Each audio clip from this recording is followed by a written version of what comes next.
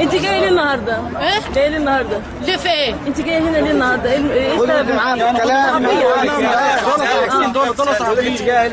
عشان بلدي وعشان جيشي وعشان شرطتي وعشان شعبي. مش جاي عشان محاكمة مرسي؟ مش جايه عشان محاكمه مرسي؟ هنا محاكمه مرسي يا حاج. كلميهم يا ماما كلميني.